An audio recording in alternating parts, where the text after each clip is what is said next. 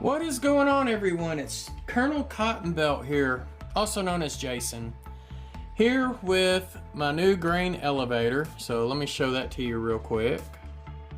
So we'll zoom out a little bit. So now you can see we got the grain elevator with some grain silos.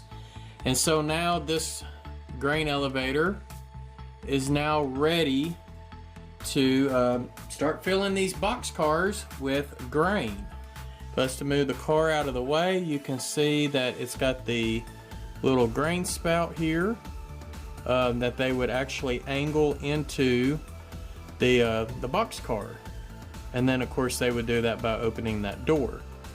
So as the box car is being loaded, we have the office right here, and the office would actually have a scale in it. So what I'm going to do is convert this little piece of track here as a scale track.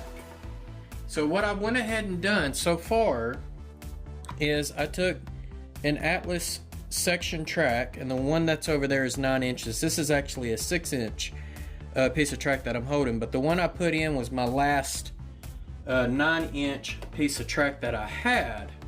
So I went ahead and put it in here, and it's from here to over here. So that's 9 inches, and that's how big we're going to make our scale. So what am I going to be using today is I've got my HO scale ruler. So we're going to be cutting boards down to 8-foot sections. I've got my Northwest Shortline chopper, and I've actually already have it measured out for 8 scale feet in HO. And then the wood we're going to be using is actually strip wood. This is by Northeastern Scale Lumber, but you can also use Kapler Lumber Company, or if there's another manufacturer out there. I just ended up getting this from my local hobby shop several months ago, probably even last year, and I've just been had it on hand. But this is going to be 1/16 by 3/16, and the length is irrelevant. I just ended up buying in 24-inch sections. I want to say that Northeastern also sells it in 12-inch. I know Kapler does, but for Northeastern, this is what I'll be using. And this is just strip wood, so it's probably just like basswood, I would think. So I'm going to reposition the camera, and then we'll go ahead and start cutting and gluing in where we're going to be putting these sections. Okay, so like I said, the first thing we're going to do is we're just going to go ahead and cut a few of these sections down. And so like I said, I'm just using the chopper. It just makes life a whole lot easier when you're trying to more or less get a whole bunch of boards the same size. Now I could do this in 16 HO scale 16-foot lengths, but I decided to go with 8s on this because what I'm going to end up doing on mine is putting in a pattern. So we're just going to go ahead and cut up this whole stick here and see what happens.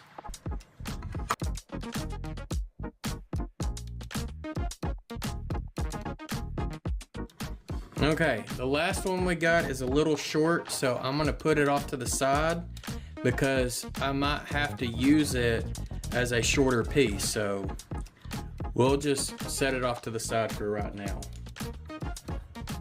Okay, so I'm going to set my chopper off to the side until I'm ready to use it again. And what I'm going to do is I'm going to use my handy dandy X-Acto, and we're going to cut off these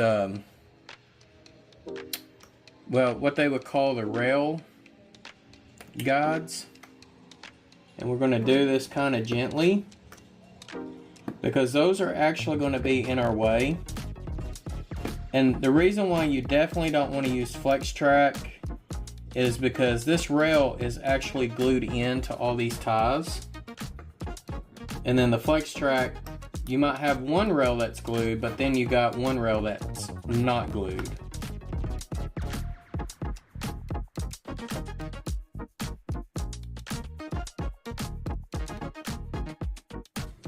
So it's actually working a little better if I go sideways into the rail, but I am afraid that that will help dull my tip quicker.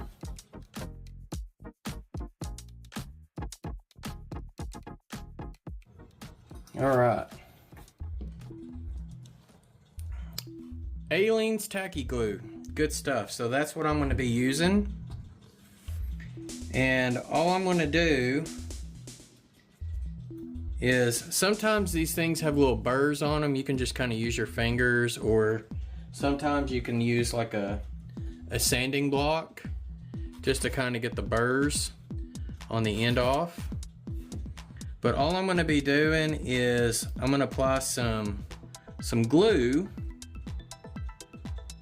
to our board here and get a better hold of it. And this glue is so thick that sometimes it just takes a while for it to get down to the bottom.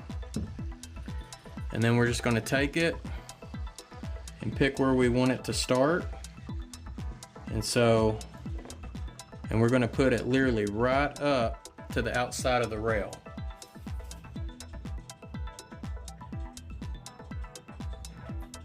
Just like so.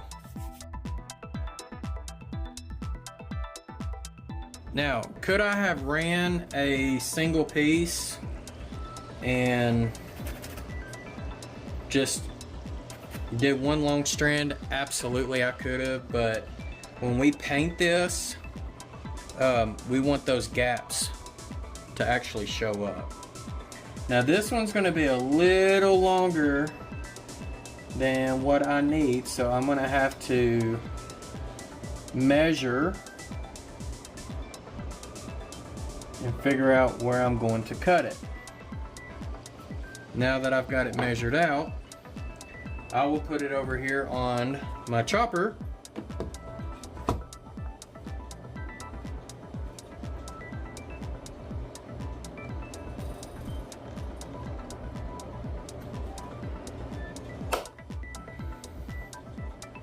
And am I going to throw this little piece away? Absolutely not. We are going to use it, because that's what's going to allow us to do the offset boards when we start on the inside.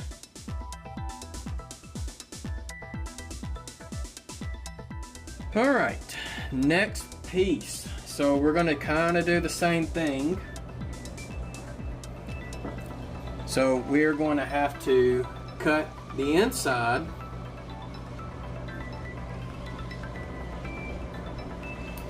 and I did measure with these little pieces in here.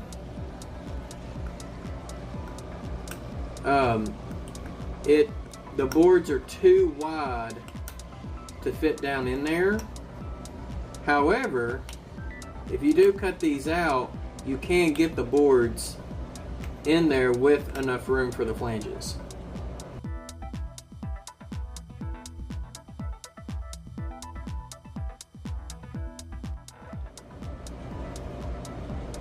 So I'm just kind of estimating, and what I'm going to do is I'm going to go ahead and set the other ones in there, so that way I know exactly where that little guy's supposed to be. Alright. And I'm going to just leave those extra ones in there just for the time being.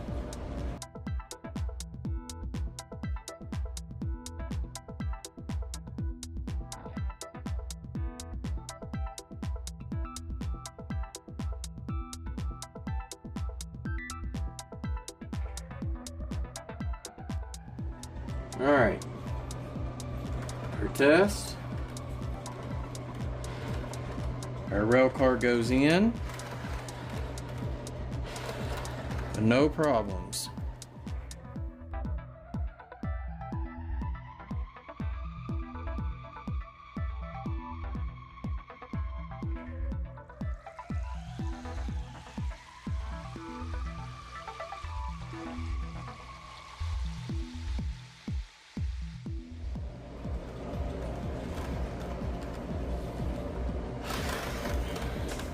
There you go.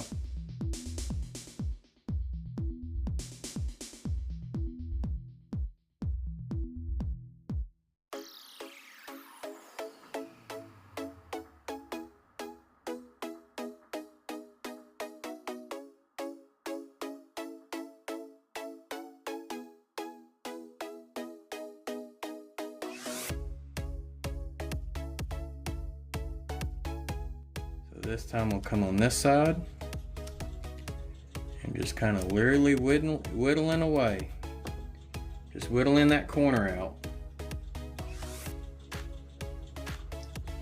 And I think I might have whittled a little too much, but I think it'll be all right. There you go. And I'm gonna do a little bit of a camera adjustment and zoom in so you can see the board patterns. And like I said, I'm gonna come back and see about shoring up these sides. And I mean, I might just put these on there like that and just have it'll stick up a little. But you know, that might actually look kind of good.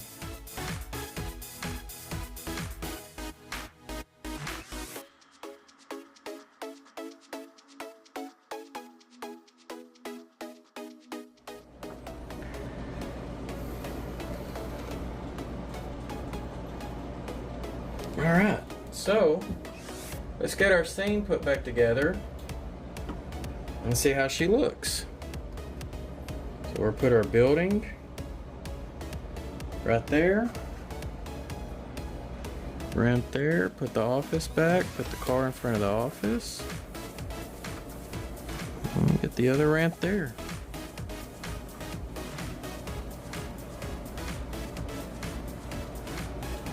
And so there you go. There is our scale track. Next thing, we're gonna let that glue dry and then we're gonna paint it. So stay tuned.